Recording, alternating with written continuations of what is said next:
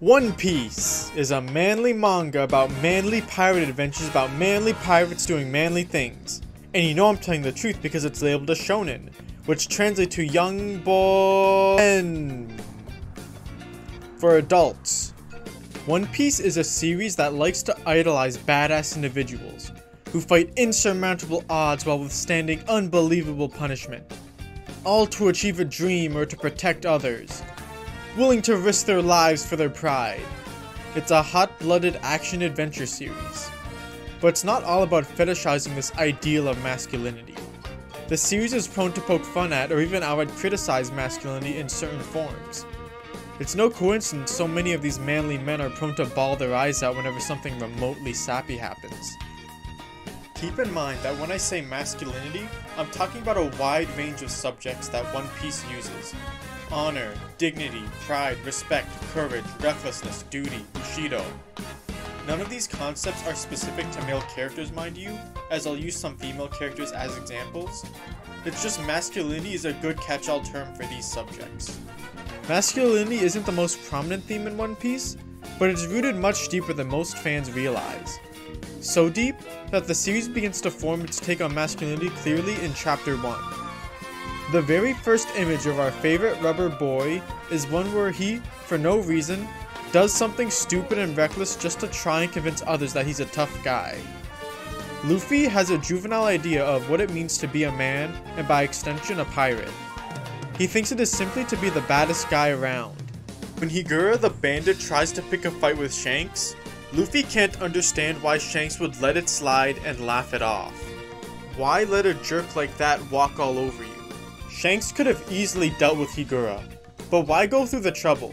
Besides not wanting to make a mess for Makino in the town, Shanks has another reason for letting it slide. There are thousands of jerks like Higura throwing their weight around, and as Luffy comes to understand later, fighting each and every petty battle is stupid. It's only going to drain your energy away and distract you from the tasks that actually matter. We're gonna keep coming back to Luffy, as the bulk of these ideas are told through him. It's only when Higura threatens a friend that Shanks feels the need to intervene and get violent. Shanks demonstrates that power exists to be used for meaningful actions, and if you would use it just to lord over others, then you're not a real man. Higura's gang will point guns and make threats to try and get people scared, to play up how strong and serious they are. Meanwhile, Shanks and his crew simply pull the trigger. They don't care about making threats or proving how badass they are to strangers. They care about protecting their friends and their way of life, even if it means sacrificing an arm. Self-sacrifice is another common theme in One Piece, and it is a pretty manly thing to do.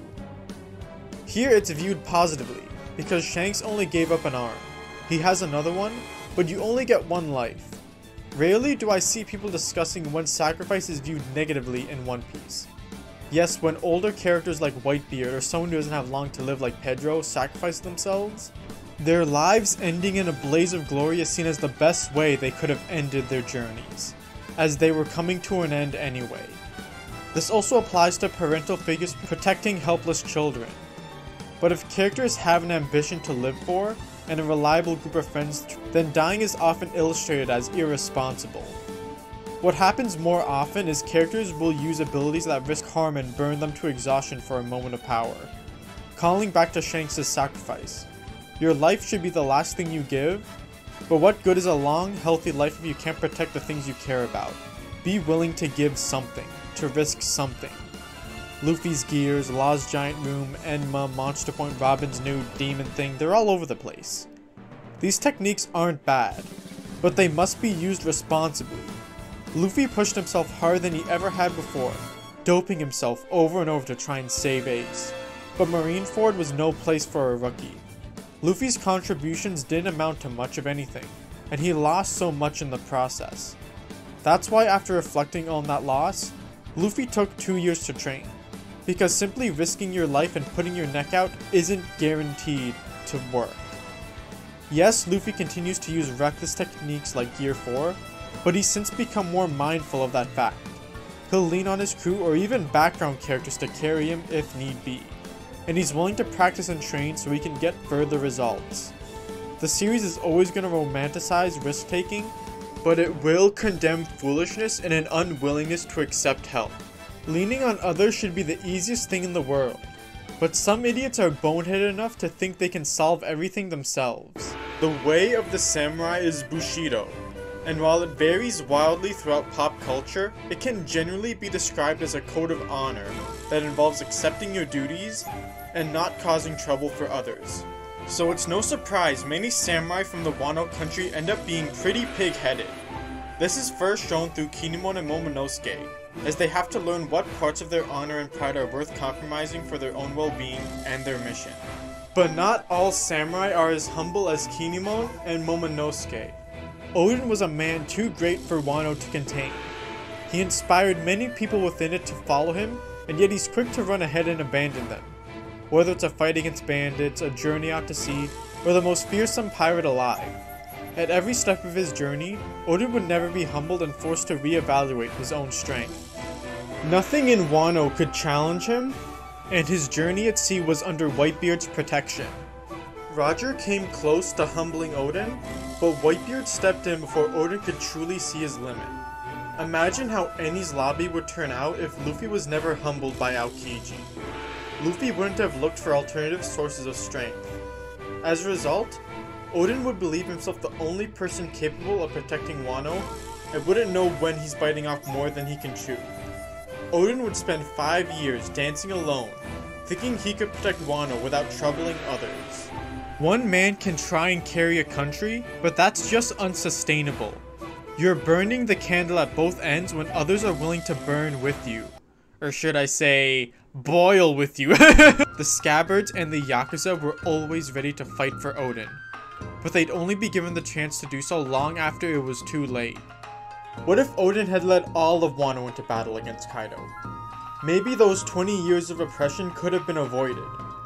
Oden's actions may be admirable, but his lack of perspective and unwillingness to rely on his country or even the pirates he befriended led to Wano's downfall. But regardless of what the optimal path is, sacrificing yourself for others will typically leave you to be admired. But what if you risk your life for something else? Death is a certainty, so you shouldn't be afraid to make the most of the small life you do have. Ultimately, risk is inevitable in a pirate's life, as going out to sea and living your own way means going without the protection of a higher power. So even recklessness can be considered a virtue. The shortcoming of many villains is risk aversion. Whether that be in the form of a Logia power to avoid damage, or in the form of cowardice, and obsessively preparing to the point that it leaves you stuck in place.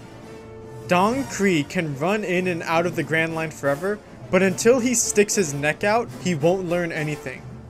As soon as he met Mihawk, he turned tail and ran. While not a stupid decision, it was one that moved him further away from his goals. While Zoro makes a not smart decision that brings him all the closer to his dream. In facing Mihawk, Zoro learned a lesson and truly grasped the scope of the Grand Line, while Krieg ran away, mistaking Mihawk's swordmanship for a devil fruit power. Krieg didn't even know how little he actually knew, while Zoro reached a greater plane of understanding. One Piece will always put romanticism and risk-taking on a pedestal, but if there was a case against that mindset anywhere in the series, it undoubtedly lies with the broken Rumbar Pirates. Risking your life may be the way you want to live, but it can come at the cost of those you left behind. Maybe you can die without regrets, but others may regret letting you go. Laboon will undoubtedly be happy to see Brook is still alive, but the rest of the Rumbar Pirates are still dead and gone. Their reunion will be as sorrowful as it is joyful. Imagine how Nojiko and Genzo would feel if Nami died. Kaya, the Frankie family, Zeph, their hearts would get torn to shreds, and yet they can't stop those crazy kids from setting out to sea, because keeping them on land won't satisfy them. They want the adventure, and some of them want all the risk that comes with it. I wish the series would go a little deeper into this aspect. Maybe it's just because I want One Piece to have a little more Joe. Well anyway, next section. If there was a source for all these behaviors, it would without a doubt be pride. Whether the character truly believes themselves to be great enough to get away with acting the way that they do, or they don't want others to know how weak they really are. Usopp is the prime example of the latter. A liar through and through. Initially a wannabe who decides to set out to sea to become exactly what he brags about being. He even had enough guts to impress Luffy, but guts can only take you so far. Usopp's failure on Water 7 wounded his pride so much that he had to ask himself the tough question: do I belong here, next to all these talented people? If they're willing to throw Mary away when she's no longer useful, how long until I'm no longer useful? These feelings make Usopp lash out at Luffy, resulting in their duel. Usopp knows he can't win, and Luffy knows Usopp won't stand a chance, but neither is willing to back down, all because of pride. Throughout the latter half of the arc, Usopp hides behind a mask of Soja King in order to help the crew while under the pretense that he no longer wants to associate with them. But ultimately, Usopp loves them, he wants to support them, and he remembers the ways in which he can. Luffy was always ready to welcome him back, but his position as captain wouldn't allow it. Zoro makes it clear that Luffy should have enough self-respect as captain to not bend over for Usopp. Usopp has to be the one to admit he was wrong and swallow his pride. That if he wants to support Luffy's dream, he has to understand and come to terms with his decisions as captain. And ultimately, he does, and the gang bawl their eyes out again. It feels so much easier to hide our pain in the short term, but in the long term, facing our issues head on, whether it's this week's villain or your own emotional turmoil, is what is best. I think all these ideas and themes I mentioned prior is used to their greatest effect in the tail end of Whole Cake Island. So let's begin with a question. Why did Luffy lie when his crew was worried about him during and after his fight with Katakuri? Obviously, it's because he didn't want them to worry about him. Stoicism is a quality most people view as admirable, because someone who can suffer in silence must be someone with great inner strength, someone dependable, someone who would rather be judged by his actions than his words. Stoicism is a pretty term, and it would accurately describe Luffy here. But what if someone chose to suffer in silence not entirely because they didn't want others to worry, but because they're afraid of looking weak, afraid of being seen as lesser just for asking for help or voicing their feelings? In that circumstance, what could be called stoicism is just silent anxiety and conformity. Whole Cake Island is very much an arc about deception. The island itself, a malicious trap covered head to toe in sugar and honey. But at the center of it all is conformity. Big Mom is ruler here because she deluded herself into seeing her sweet exterior as real, ignoring why someone might not see this place as paradise, and unreasonably expects them to play by her rules. All of her children are left trying to keep up a facade to fit into Mama's wonderland. Cracker gives himself the rough exterior of a warrior, but beneath that armor is a man afraid of pain. Pudding plays the part of the perfect girl, but behind her mask is a tangle of conflicting wants and emotions worthy of its own video. Behind Sanji's attacks is a cry for help. So what does everyone's favorite big brother hide? On the outside, Katakuri is an image of perfection, the strongest sweet commander, a man who's never known defeat, big or small, a man whose back refuses to touch the ground under any circumstance, someone who eats alone because food is simply fuel to be consumed. He's perfect, he's untouchable, he's faster, stronger, smarter, and has a greater devil fruit than the other guy. But that's not who Katakuri is at all, not really. He loves laying down and relaxing on his back. He loves sweets just as much as everyone else in Totland. He's very fond of donuts in particular. But most importantly, he's not as flawless or as powerful as he wants his siblings to believe. Simply put, he hides his wants, needs, and feelings. He believes that anything that can be taken as a weakness can be used as an opportunity to hurt him and his family. Mochi is malleable. It'll bend when pushed, and it won't keep its initial shape. One single failure was all it took to push Katakuri and spur him into putting up all these walls around himself. While he initially took this path of isolation to try and protect his siblings, it eventually seeped into his psyche, to the point where he's genuinely flustered, angry, and embarrassed when his persona falls apart. His hyper-awareness and social anxiety illustrated by his ability to predict the future. He's always thinking about how something might go wrong, or how he should act to avoid trouble. He uses this ability to perfectly dodge every attack thrown his way. It's almost like a nervous high school kid thinking about how his classmates will react if he made a certain joke or wore a certain shirt. It's a reactionary way of putting others before yourself. But all those years of hiding, dodging, and running from pain and failure ultimately made him fragile, a common trait for characters who avoid damage such as Logia's. His power was still great enough that most couldn't even land a hit on him, earning that fearsome reputation. He wouldn't know defeat until meeting his foil. While still exceptionally durable, his resilience is nothing compared to a man like Monkey D. Luffy. Luffy is selfish, gluttonous, childish, and loud. Luffy doesn't get embarrassed when he shouts his intentions and ambitions, even if he gets laughed and jeered at in the process. When Luffy isn't happy about something, he will let everyone know about it, even if it means picking a fight he might not win. Luffy isn't a man who fears failure. If he dies in pursuit of his dreams, so be it. That mindset has allowed him to fight, succeed, and get his ass handed to him over the course of the series. But rubber always bounces back. Every failure is a chance to learn, and Luffy always makes the most of it. Risk is inevitable in a pirate's life, so why be precious with your flawless record, or your reputation? Even when it's clear Katakuri has the upper hand, Luffy decides to face him head on anyway, because Luffy still has things to learn, and he wants to surpass the 1 billion berry man. Throughout the fight, Katakuri keeps trying to make himself appear invincible, but he doesn't fool Luffy, not even for a second. Luffy has seen through the persona, but he doesn't laugh at Katakuri. If anything, his respect for him simply grew. Katakuri lets his anxiety freeze him in place. To him, simply falling on your back is a source of shame because it's proof that others can shake you. Katakuri's fear of failure keeps him from growing at the same rate as someone like Luffy. Because he guards himself from failure, he also guards himself from change.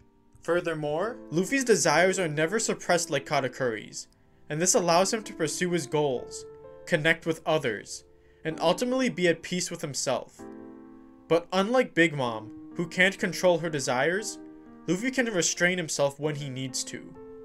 Katakuri conforms so heavily to his stoicism that he can't truly connect or be supported by others, and can only be happy when he's by himself, which is a sad thought in and of itself.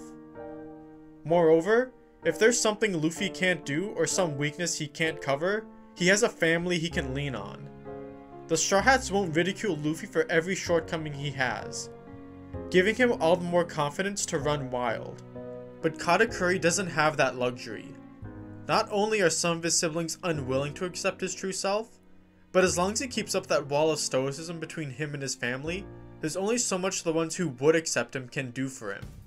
They can't help him when he's in trouble, they can't give him reassurance, they can't share a good meal and laugh together.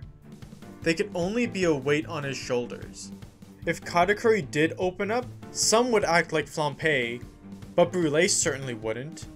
Oven might have talked as if he understood what Katakuri's reputation meant to him. Even if the majority would laugh at Katakuri's mouth, he can still find those that truly care for his well-being and happiness. Katakuri can dodge 100 punches and pound Luffy into the ground hundreds times more. But as long as Luffy doesn't let failure, pain, or embarrassment slow him down, he'll just continue to learn from the experience. Luffy even takes Katakuri's signature observation haki and makes it his own.